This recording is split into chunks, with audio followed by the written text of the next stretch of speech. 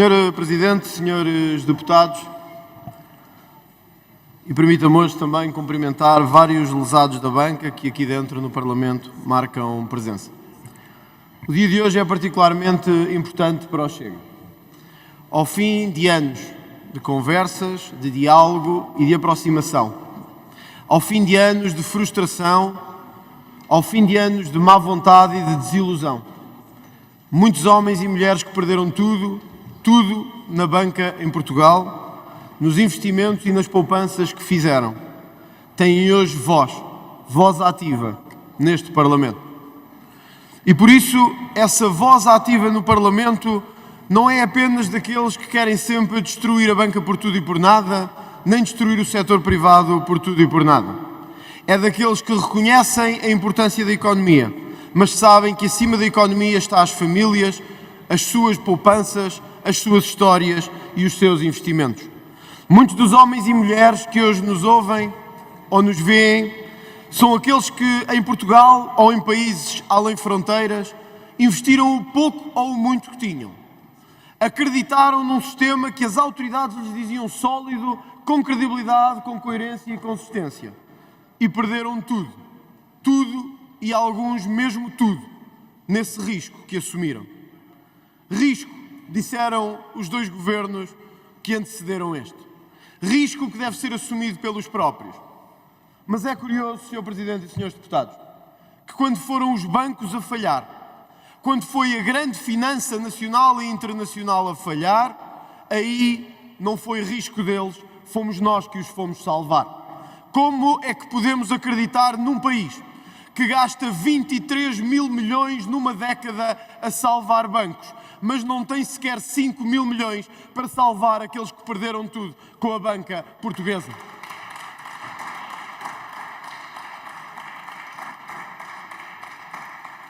Sei, Sr. Presidente, Srs. Deputados, que às vezes repristinar traumas tem sempre mau resultado. Mas nós tínhamos que fazer isto por estes homens e mulheres que acreditam em nós. Em todas as regiões deste país, aqueles que, alguns a quem prestamos a nossa homenagem aqui pela destruição das suas próprias famílias, alguns que puseram termo à própria vida, porque perdendo tudo num país que lhes prometeu tudo e não lhes deu nada, sentiram bem a frieza e a hipocrisia das instituições. Uns meses antes de alguns dos bancos mais famosos do país ruírem, o então Presidente da República, Aníbal Cavaco Silva, disse: a banca é sólida, podemos confiar nas nossas instituições bancárias. Muitos compatriotas nossos, inclusive muitos emigrantes pelo mundo inteiro, acreditaram que podiam pôr as suas poupanças nestes bancos e nestas instituições. Perderam tudo. Hoje dizemos a essas pessoas que reencontrem o seu caminho, como puderem. Alguns outros responsáveis, aqui hoje sentados na Assembleia da República, dizem que foi o acordo possível e que não havia nada mais a fazer.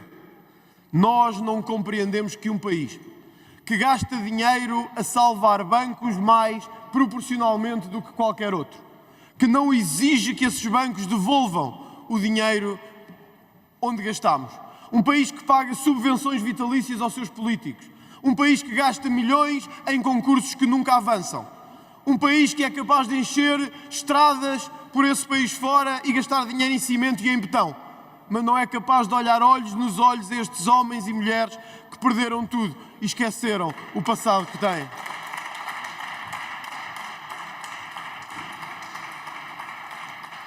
Esta ordem do dia, Sr. Presidente e Srs. Deputados, é também uma homenagem. Uma homenagem que o Parlamento dirá se terá efeito ou se não terá efeito. Aquelas milhares de famílias, umas residentes em Portugal e outras fora, que perderam tudo com aquilo que tiveram de investir na banca. Recordo um episódio particularmente caricato. A par das instituições que garantiram a estes homens e mulheres que a banca era sólida e que aí podiam ter os seus investimentos, em 2015 a CMVM ameaçou o novo banco devido ao papel comercial e disse-lhes que este papel comercial não garantia as condições de investimento, de segurança e de previsibilidade, e prometeu soluções rápidas para aqueles que nele tinham confiado e perdido tudo.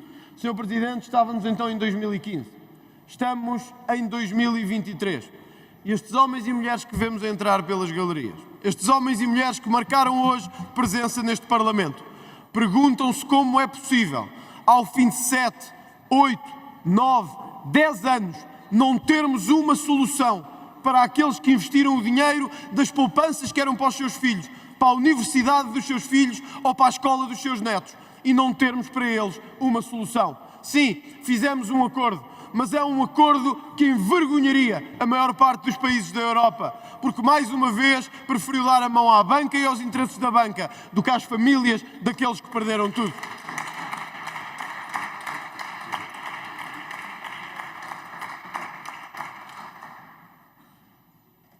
Antes de percebermos que este tema também é sobre a banca, eu não podia, Sr. Presidente, e sei que eventualmente não gostará das palavras que vou aqui proferir, eu não poderia esquecer que ao mesmo tempo que tantos que nos estão a ver, e estes que aqui estão, contam tostões para poder sobreviver, contam as poupanças magras que têm para chegar ao final do mês, depois das instituições lhes prometerem, ao fim de anos, que chegariam a uma solução, Ricardo Salgado continua a gerir 1.000 milhões espalhados pelo mundo inteiro.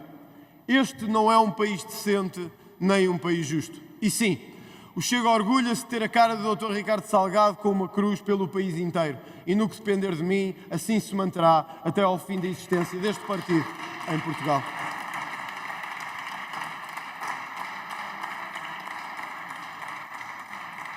Senhor Presidente, senhores deputados, a banca não nos deu só os lesados e a falta de respostas e soluções. Hoje, milhões de portugueses voltam a focar e a olhar para este Parlamento em busca de soluções para um crédito à habitação que não para de aumentar. Euribor, dizem alguns. Taxas indexadas, dizem outros. Tudo conversa para um país que tem que escolher entre pôr comida na mesa e pagar a renda de casa ou a prestação do crédito à habitação. E não é populismo nem demagogia barata. É que nós não podemos ter um país que gasta 23.000 milhões para salvar a banca e quando precisamos da banca, ela vira-nos as costas e diz-nos adeus e diz que não dá para nos ajudar mais. Nós não queremos esse país em que os banqueiros decidem quem são os políticos deste país, quem são os ministros dos governos do Partido Socialista ou outros e ao mesmo tempo não conseguem dizer às pessoas que lhes vão ajudar a pagar o crédito à habitação. Este é o país que nós não queremos e por isso sim, eu estou-me nas tintas se é de esquerda, se é de direita ou se é de centro. A banca, com os seus lucros pornográficos, gigantescos e imorais, tem que pagar a crise que muitos milhões estão a sentir neste momento em Portugal.